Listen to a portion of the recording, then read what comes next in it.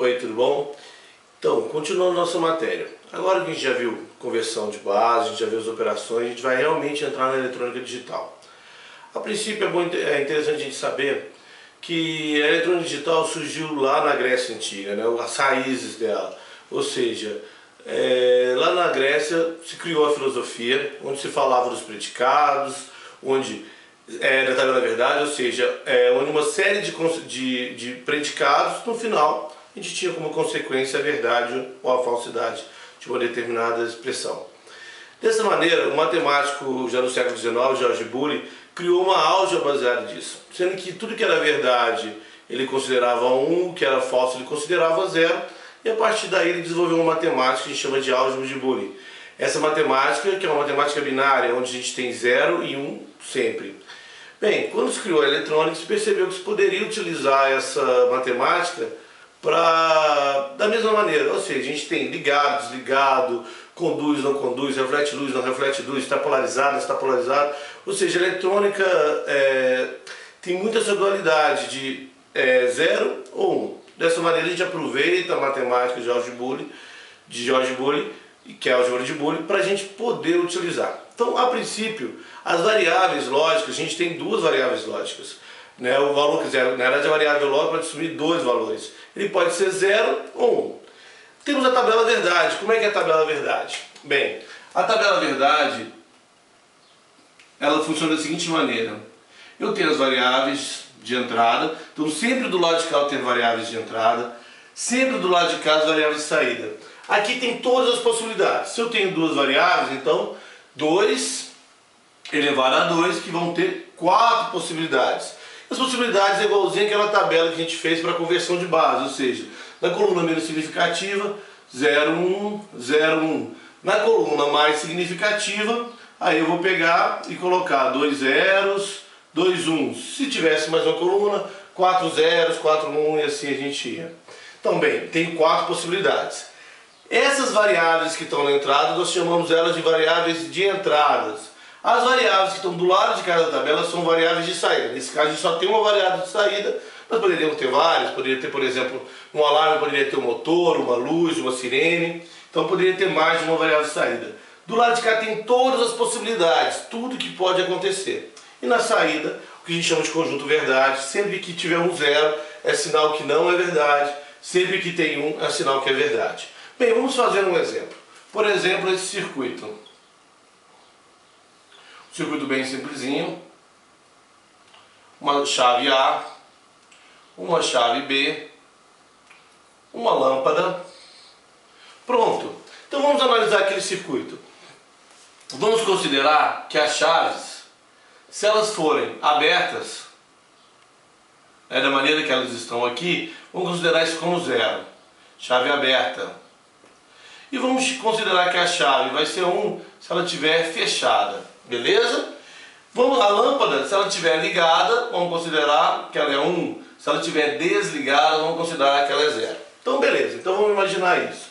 Se eu tenho a chave aberta A e a chave aberta B, ou seja, não passa aqui, não passa ali, o que acontece com a lâmpada? Que seria a minha saída. Então, a lâmpada será 0. Se as minhas duas entradas, que é A e B, se somente B estiver ligada, fechada, ou seja, ela está dessa maneira, mas mesmo assim não tem como passar por A. Então a lâmpada permanece fechada. Se somente A estiver fechada, ou seja, aí não passa em B, a lâmpada continua apagada. E se as duas estiverem fechadas, ou seja, se eu fechar as duas chaves aqui, o que acontece? A minha lâmpada acende. Então isso é um exemplo de tabela verdade. Tem todas as possibilidades e aqui eu analiso a minha saída. Tranquilo? Bem, é importante que a gente trabalhe com as portas, ou seja, quando Boole criou a matemática, ele transformou a língua, né, que era utilizada na filosofia em notação matemática. Então, vamos falar das portas. A primeira porta que nós temos é a porta AND ou E, que corresponde ao E grego. Ou seja, para uma coisa acontecer, tem que as duas coisas serem verdadeiras. Um exemplo, haverá um casamento somente se João e Maria estiverem no casamento. Ou seja, Para que ele aconteça, as duas possibilidades têm que acontecer. Então, o enunciado da porta E é: para que tenha um, só acontece um, se somente se todas as entradas forem um. Então, vamos pegar duas entradas aqui, duas variáveis de entradas, uma variável de saída, e vamos fazer a tabela. Então, somente se as duas entradas forem verdadeiras é que eu tenho um na saída. Bem, essa é a expressão, essa é a tabela verdade, a expressão é a notação, ele se assemelha muito ao produto, então fica fácil de a gente lembrar, porque o símbolo é idêntico ao produto, ou seja, A vezes A seria 0 vezes 0 seria 0, 0 vezes 1 seria 0, 1 vezes 0 seria 0, 1 vezes 1 seria 1. Então, fácil de lembrar a notação, né? E o símbolo é uma meia-lua. Então a gente tem A, B e S. Então aqui a gente tem a porta E. Além da porta E, a gente tem a porta OU, ou OR.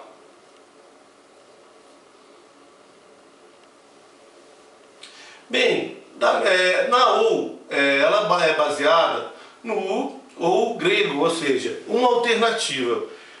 Haverá aula se o professor João ou a professora Maria estiverem aqui amanhã. Então, basta que um dos dois estejam na escola, que haverá aula, ou se os dois vierem, haverá aula também. Então, basta que tenha uma possibilidade atendida para que tenha, ou seja, é suficiente que somente uma entrada seja um, porque na saída eu já tenha um. Então, vamos fazer a tabela.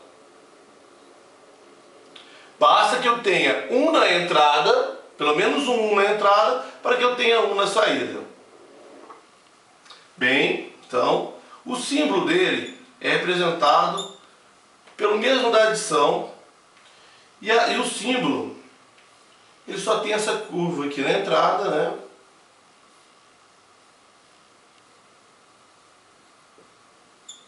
Então aqui nós temos a porta OU. Além da porta OU, a gente tem a porta NOT.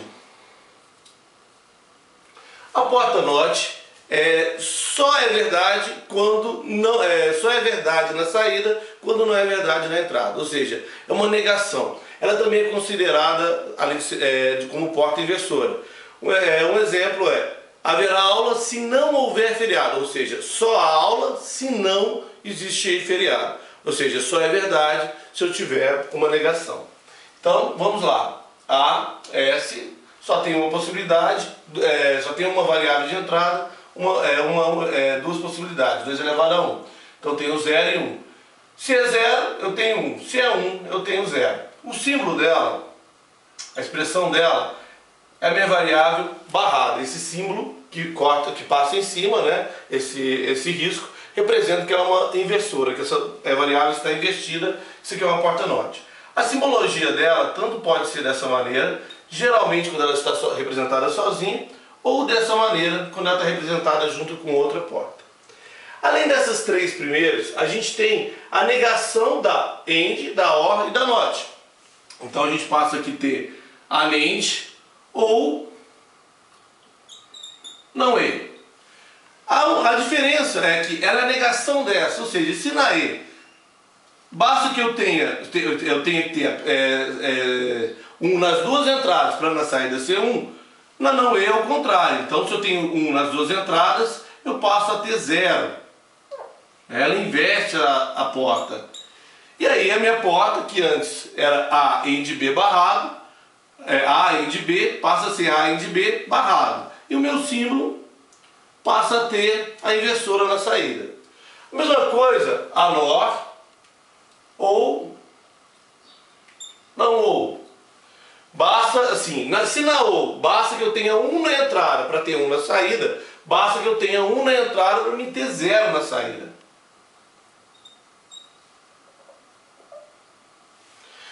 A expressão lógica é A ou B barrado. E o símbolo, basta que eu coloque uma inversora aqui. Tranquilo? Essas são as portas que derivam diretamente do grego. Nós temos mais duas portas, que elas, apesar delas, elas existem mais em função da simplificação. Quando nós estudarmos simplificação, a gente vai ver que é muito comum que essas duas portas ocorram. Ou seja, é natural que quando a gente faz simplificação aconteça essas duas, que é o ou exclusivo ou coincidência, que é o XOR e o XNOR. Então eu vou apagar aqui para a gente explicar essas duas portas.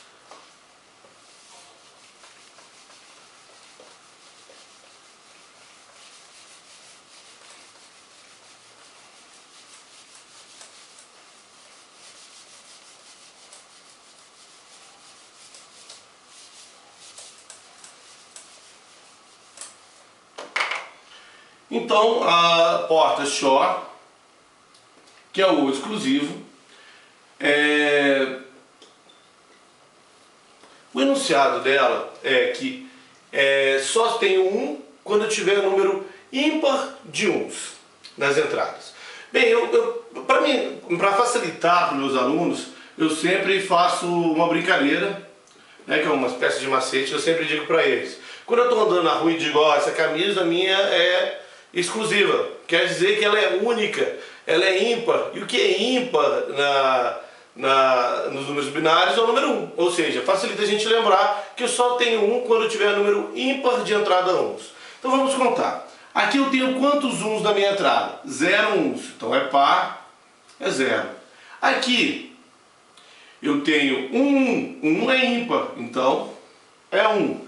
Aqui eu tenho 1 nessa linha, então é 1. Aqui eu tenho 2 uns, 2 é par, então é 0. A expressão dela é A. Também eu acho fácil, porque se a gente fala que é exclusivo, eu tenho o símbolo do ou e ele fechado no mundo dele, ou seja, é fácil de lembrar o símbolo, né? Então é um ou exclusivo. E aqui a gente tem o símbolo que também se assemelha com o ou, com essa diferença que eu tenho mais uma curva aqui, né?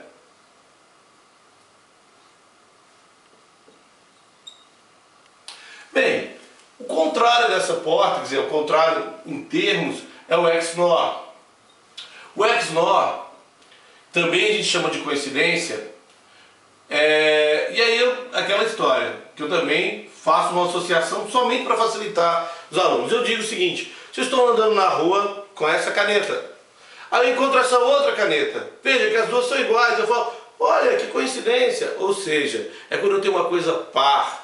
E par em binário é o 0, então fica fácil de associar isso, né? Para a gente fazer uma associação. O enunciado é que eu tenho 1, ou seja, é verdade, quando eu tiver número par de entradas zeros. Vamos ver aqui então.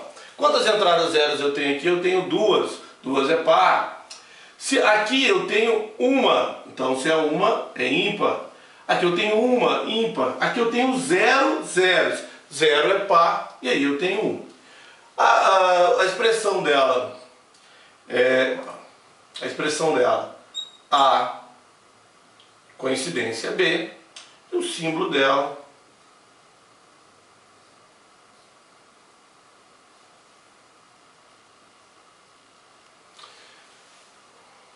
bem. Então olha, e ela tem uma peculiaridade. Se você observa, o nome dela, quando a end era NEND, da O era NO, ela não é NXOR, ela é XNOR. Existe alguma coisa peculiar aí, né? A gente olhando a tabela simplesmente, a gente percebe que elas são uma oposto da outra. Mas assim, aqui não é uma barrada da outra, né, a expressão. Mas o símbolo ou seja, é porque de fato ela é uma adaptação, né? Ela não vem exatamente da origem mesmo, né? E aí assim, o que é interessante dizer é que quando eu tiver número par de entradas, ou seja, se eu tiver duas variáveis, elas são uma barrada da outra, a resposta. Se eu tiver um número ímpar de entradas, por exemplo, 3 entradas, a tabela verdades vão ser iguais. Então alterna. Quando tem duas variáveis, elas são opostas, né? Elas são barradas. Quando eu tenho 3, elas são iguais. Por isso que tem essa certa divergência aqui, esses sinais divergentes, né, na mesma expressão. Bem, pessoal, as portas são essas. É interessante que essas portas fiquem bastante memorizadas, porque aqui em diante a gente vai usar elas como ferramentas. Ou seja, a gente vai trabalhar com simplificação, vou montar circuitos, e eu preciso estar afiado, tanto com as tabelas verdades e significados, como símbolos e expressões. Tá bom? Muito obrigado, até a próxima aula.